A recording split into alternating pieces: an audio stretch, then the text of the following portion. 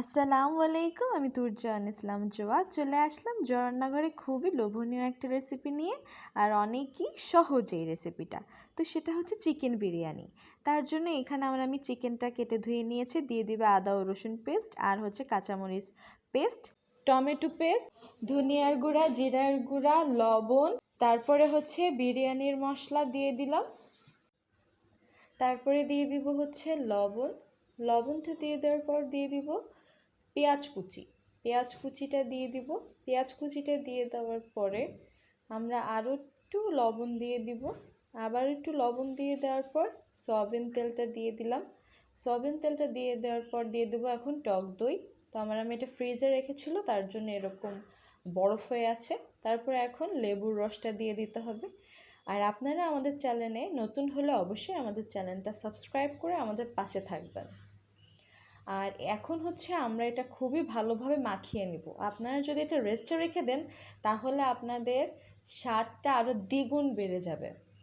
তো আমরা এটা কোনো রেস্টে রেখে দিইনি, আমরা হচ্ছে সাথে সাথেই রান্না করেছিলাম। আর সাথে সাথে রান্না করার পর যে টেস্টটা আমরা পেয়েছি আলহামদুলিল্লাহ।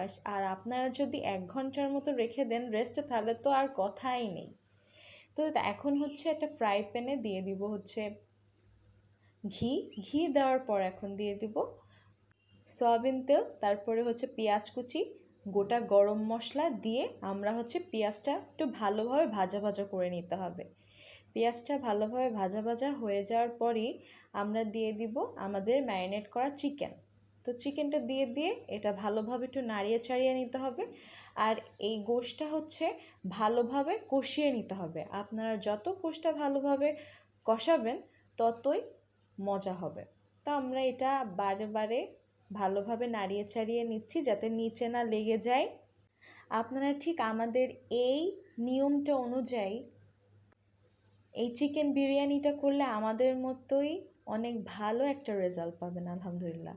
তারপরে হচ্ছে চিকেনটা কষানোর পরে এখন হচ্ছে আমরা একটা আলু দিয়ে দিলাম, কারণ আমি আলু খেতে অনেক পছন্দ করি, তার জন্য আমি ভিতরে আলুটা দিয়েছি। তা আলুটা দিয়ে দেওয়ার পরে আলুটা দিয়েও ভালোভাবে চিকেনটা এখন কষানোর পরে দিয়ে দিব হচ্ছে পোলাও চাল। আমি পোলাও চালটা ভালোভাবে ধুয়ে রেখেছিল।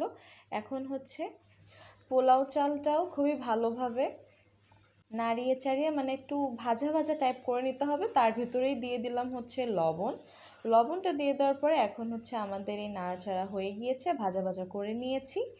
এখন হচ্ছে কুসুম গরম পানি আমরা এখন দিয়ে দিব। এই কুসুম গরম পানিটা দিয়ে দেওয়ার পরে আবার দিয়ে দিব হচ্ছে কিশমিশটা দিয়ে দিলাম। তারপর হচ্ছে গোটা কাঁচামরিচ, এটা দিয়ে এখন আরও একটু নাড়িয়ে ছাড়িয়ে নেব। নেওয়ার পরে এখন আমরা ঢেকে রেখে দিব। কিছুক্ষণ পরে আমরা ঢাকনাটা উঠিয়ে দেখলাম এখনও আমাদের এটা হয়নি, আরও একটু লাগবে। তারপরে এখন দিয়ে দিব গোলাপ জল আর কেওড়া জল, এগুলো পরিমাণ মতোই দিয়ে দিতে হবে। এগুলো দিয়ে আমরা আবার একটু ঢাকনা দিয়ে রেখে দিব যাতে এটা ভালোভাবে হয়ে যায়। আর এই রেসিপিটা আপনার আমাদের মতোই করলে অনেকই ভালো রেজাল্ট পাবে।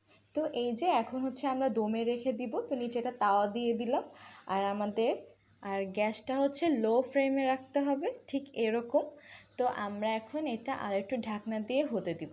তো এই যে কথা বলতে রেসিপিটা হয়ে গিয়েছে। তো আমাদের এই রেসিপিটা যদি ভালো লাগে অবশ্যই like, comment, share and subscribe করবেন। আর বাসায় অবশ্যই আপনারা ট্রাই করবেন। তো আজকে এই পর্যন্তই। আল্লাহ হাফেজ।